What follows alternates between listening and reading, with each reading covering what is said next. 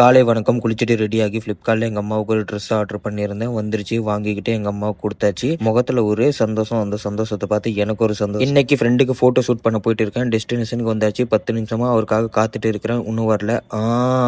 வந்துட்டாரு நம்ம ஹீரோ. நம்ம ஹீரோ பின்னாடியே வண்டியை ஓட்டிட்டு அவரோட வீட்டோட பார்க்கிங்ல வண்டியை பார்க் பண்ணிட்டு கேமராவை எடுத்துக்கிட்டு கிளம்பியாச்சு. போற வழியில பெட்ரோலை போட்டுட்டு லொகேஷன் தேடி அலைஞ்சிட்டு இருக்கிறோம். உருப்படியா ஒரு லொகேஷனும் கிடைக்கல. லாஸ்டா தேடினதுக்கு பலன் கிடைச்சிருச்சு. பேக்ல இருந்து கேமரா எடுத்துக்கிட்டு செட்டிங்ஸ் எல்லாம் பண்ணிக்கிட்டு போட்டோ எடுக்க ஸ்டார்ட் பண்ணியாச்சு. போட்டோ எடுத்து முடிச்சு கிளம்பியாச்சு. எப்படி இருக்குது ஒரு முறை நீங்களும் பாருங்க. ஜாவா வண்டியோட போட்டோ எடுத்ததுக்கு அப்புறம் அந்த வண்டியை ஓட்டி பார்க்கலன்னா எப்படி, அதனால டெஸ்ட் டிரைவ்.